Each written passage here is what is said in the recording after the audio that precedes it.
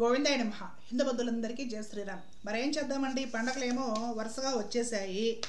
3వ తారీఖున అంటే సోమవారం రోజు వసంత పంచమి అనుకోండి. 4 షష్ఠి రావాలి కదా, షష్ఠి సప్తమి 2 కలిసి వచ్చాయి. అంటే ఏంటంటే మనం ప్రత్యేకంగా చేసుకునే విశేషమైన రథ సప్తమి పండగ ఏదైతే ఉందో అది పంచమి తర్వాత రోజే 4వ తారీఖు మంగళవారం వచ్చేసింది. కాబట్టి ఏది మనం వదులుకోలేము, కాదని పక్కన పెట్టలేము. కాబట్టి ప్రేమగా చేసుకునే ప్రయత్నము, నిదానంగా చేసుకునే ప్రయత్నం చేద్దాము. వీరినంత వరకు హడావిడి పడకుండా తేలికగా చేసుకుంటూ భగవన్నామస్మరణ పుణ్యకార్యాచరణ చేసుకొని కాలక్షేపంతో పవిత్రమైన తిథి సమయం వృధా చేసుకోకుండా భగవంతుడి సన్నిధానంలో సాధన చేసుకుంటూ గడిపే ప్రయత్నం చేద్దాం. దానికి సంబంధించి 4 మంచి విషయాలు మీతో పంచుకోవాలనుకుంటున్నాను నేను. రథసప్తమి తెలుసు కదండి, సూర్య భగవానుడికి విశేషించి మనం ఆ రోజున పర్వదినం జరుపుకుంటాం. చాలా పరమ పవిత్రమైన పుణ్యతిథి. మాఘమాసం అంతా కూడా పవిత్రమే. సూర్యుడు ఎవరు అంటే ప్రత్యక్ష నారాయణుడు, ప్రత్యక్ష భగవానుడు. ఆ సూర్య భగవానుడికి సమర్పణ చేసుకుంటూ కృతజ్ఞతలు తెలుపుకుంటూ ఆరాధించుకునే పర్వదినం రథసప్తమి. చాలా మందికి మన తెలుగు ప్రాంతాల్లో ఈ చిక్కుడు పుల్లలు చిక్కుడాకులతోటి ఒక రథంలాగా చేసేసి పాయసం కూడా బయటే సూర్యుడి కింద కిరణాల కింద పాయసం వండేసి చిక్కుడాకుల్లో లేదంటే ఇసురాకుల్లో పరిచేసి నివేదన పెట్టి ఆ విధంగా ఆరాధించే పద్ధతి ఉంది. మన ప్రాచీన సాంప్రదాయం మంచిది. ఆ విధమైన వెసులుబాటు సౌకర్యం ఉన్న వాళ్ళు ఎవరైనా ఉన్నారంటే చక్కగా ఆ విధంగానే ఆరాధించుకోండి. అలా కుదరని వాళ్ళు ఎవరైనా ఉన్నారనుకోండి, ఏదో అపార్ట్మెంట్లోనూ సిటీల్లోనూ ఉండేవాళ్ళు, హడావిడిగా ఉండేవాళ్ళు, మరి రథసప్తమి రోజు గవర్నమెంట్ హాలిడే ఉందో లేవో నాకు తెలియదు.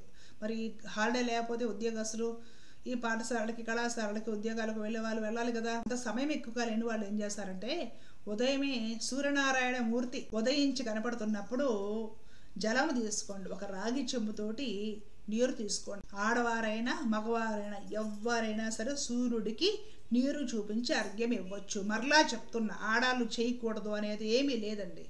మనం ఏదైనా కాస్త ఈ పీరియడ్స్ టైంలో అట్లాగే ఏదైనా అంటూ ముట్టు ఉంటే తప్పితే ఆడవాళ్ళు చేయకూడదు అనేది ఏమి లేదు. స్త్రీలు పురుషులకి ఇద్దరికీ కూడా భగవంతుడిని ఆరాధించే విషయంలో సమాన ప్రాధాన్యత భగవంతుడే కల్పించాడు. ఏం లేదు, కాసంత చెంబులో జలం తీసుకోండి. రాగి చెంబైనా పర్లేదు, ఇత్తడి చెంబైనా పర్లేదు, వెండి చెంబైనా పర్లేదు. స్టీల్ చెంబులు అవి కాకుండా, లేదంటే ఈ అల్యూమినియం చెంబులు అవి కాకుండా జలం తీసేసుకొని స్నానం చేసిన తర్వాత మీరు ఎలాగో తిలకధారణ చేస్తారు. జలం తీసుకొని జలం దోసట్లో పెట్టుకోవడము, సూర్యుడికి చూపించి అలా విసిరేసి నమస్కరించుకోవడం.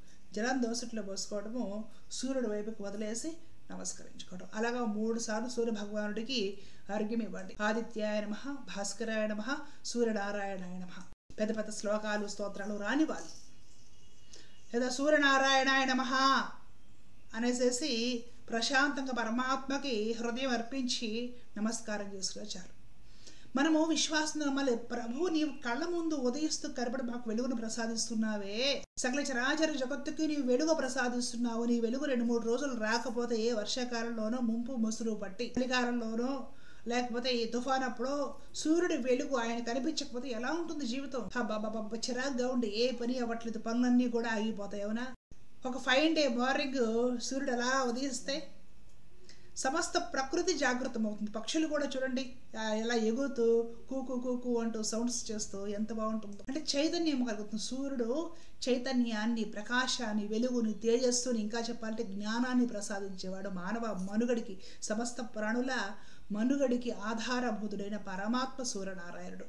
దాన్ని మనం విశ్వసించాలి. ఏదో సన్నో ఎండ ఇలా కాదు. నేను నీవు పరమాత్మవి, మా జీవితాలకు ఆధారభూతుడని విశ్వసిస్తున్నామనే విశ్వాసంతో సూర్యనారాయణాయ నమః ఒక్క నమస్కారం చేసుకుంటే చాలు. జలము సమర్పించండి. సూర్యుడికి సమర్పించే అర్ఘ్యం భగవంతుడికి చేరుతుంది. పితృదేవతలకి, మీ వంశంలో పూర్వీకులకి చేరుతుంది. తర్పణాలు కాదండి, సూర్యుడికి సమర్పించే అర్ఘ్యము కూడా పితృదేవతలకు చేరి వారు సంతోషించి అనుగ్రహిస్తారు. రోజు చేయాలి ఈ పని. ఇంతకుముందు వీడియోస్లో నేను చెప్పాను కూడా.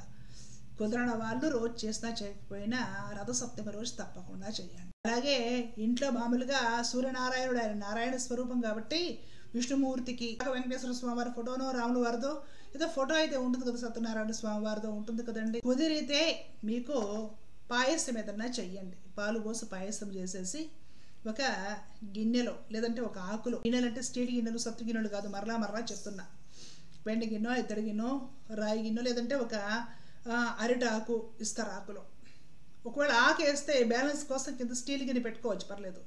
కానీ ఆకు లేకుండా స్టీలు అలాంటి గిన్నెలు వాడకూడదు. ఆకులో అంత పాయసం పెట్టి సూర్యనారాయణుడికి తులసి వేసి చూపించండి, స్వామికి చూపించండి. అలాగే పూజా మందిరంలో స్వామికి చూపించండి. మీకు వచ్చిన ఆదిత్య హృదయము అనుసంధానం చేసుకోవచ్చు. సూర్యాష్టకం ఉంటుంది, సూర్య అష్టోత్తర శతనామావళి కూడా మనము వెంకటేశ్వర స్వామికి లేదా విష్ణుమూర్తికి చేసుకోవచ్చు. ప్రత్యేకించి సూర్యుడి ఫోటో ఉండదు. సూర్యుడి ఎండలో ఏమో మనకి పూజ చేసుకునే వేళకు ఉండలేకపోవచ్చు, అపార్ట్మెంట్లో ఎండ పడలేకపోవచ్చు. అన్నం పెట్టుకోవడానికంటే బయటికి వెళ్ళి దండం పెట్టుకొని నీళ్లు వదిలేస్తాము.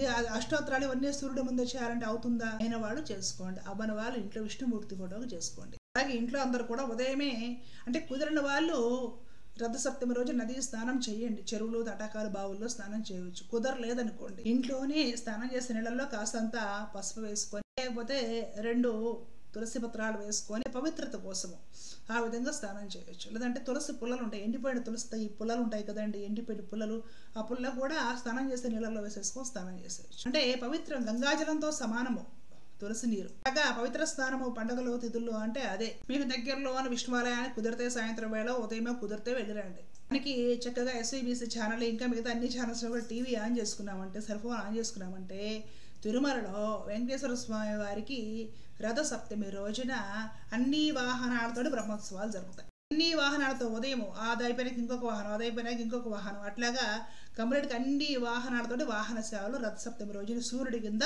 నారాయణుడు తిరుగుతూ ఉంటాడు. స్వామి శ్రీనివాసుడు సూర్య భగవానుడు కింద ఆయన విహరిస్తూ ఉంటాడు. ఆ రోజు ఆ ఎండలో కూడా అన్ని వాహనాలతో సేవ జరుగుతూ ఉంటుంది. చక్కగా మన పౌరాణికులు ఎవరైనా కామెంటరీ చెప్తూ ఉంటాడు, కామెంటరీ వింటూ హ్యాపీగా వినవచ్చు. మనసు అనుసంధానం, ఇంట్లో ఏ పని చేసుకుంటున్నా కూడా మనసు కళ్ళు ఇటు పెడతాం అనుకోండి, అంతా కూడా భగవత్ సేవ కాదా? అంతే కదా. అలాగే సూర్య వాహన సేవ చాలా విశిష్టమైంది. మామూలుగా బ్రహ్మోత్సవాలు గరుడ సేవ విశిష్టము. రథసప్తమి రోజు సూర్య వాహనం మీద నారాయణుడు ఊరేగించుని ఖచ్చితంగా చూడండి. మనకి SVBC ఇతర ఛానల్స్లో కూడా లైవ్లో ప్రసారం అవుతూ ఉంటుంది, ఫోన్లో కూడా వస్తూ ఉంటుంది.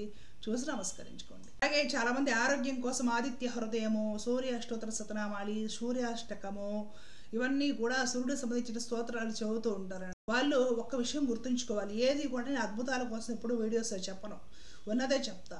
మీరు ఆరోగ్యం ఆశించి సూర్యుడి ఆదిత్య హృదయం కానీ అష్టోత్తరం కానీ ఏదైనా సరే సూర్యుడికి సంబంధించిన స్తోత్రాలు లేదా శ్లోకాలు చదివేటప్పుడు మిగిలినంత వరకు సూర్యుడి సమక్షంలో అంటే ఎండ మీ మీద పడుతూ ఉన్నప్పుడు చదువుకోండి. ఆరోగ్యం ఎలా వస్తుందో తెలిసిన, సూర్యకాంతి మీ మీద పడితేనే మనకు ఆరోగ్యం కలుగుతుంది. సూర్యకాంతి మన మీద పడుతూ ఉన్నప్పుడు మనము సూర్యుడికి సంబంధించిన స్తోత్రాలు ఏవైనా సరే అనుసంధానం చేస్తూ ఉంటే వెంటనే ఫలితం కనపడుతుంది, తొందరగా వ్యాధులు తగ్గుతాయి. అంతేగాని సూర్యుడు బయట ఉదయిస్తే తలుపులు వేసేసుకొని ఇంట్లో ఫ్లాట్లో కూర్చొని ఫ్యాను వేసేసుకొని కూర్చొని నేను ఆదిత్య హృదయం చదువుతాను అంటే ఆలోచించండి ఒకసారి. ప్రత్యక్ష నారాయణుడు కాస్త మరీ ఎండగా ఉందనుకోండి, వెలుతురు, సూర్యుడు వెలుతురైనా సరే నీ మీద పడుతూ ఉండాలి. సూర్యుడు వెలుగు పడుతూ ఉన్న చోటైనా సరే కూర్చొని సూర్యుడికి సంబంధించిన స్తోత్రాలు లేదా సాధన చేసుకోవాలి. సౌరము అనే ఒక పద్ధతి ఉంటుంది ఉపాసన ప్రక్రియలో. పంచాయతీలలో కూడా సౌరుడు అంటే సూర్యుడిని ఆరాధించే వాళ్ళు ఉంటారు. వాళ్ళు అయితే ఎప్పుడు సూర్యుడితోటే పని, సూర్యుడి సమక్షంలో వాళ్ళు సూర్యుడు ఎప్పుడు కనపడుతూ ఉండాలన్నమాట.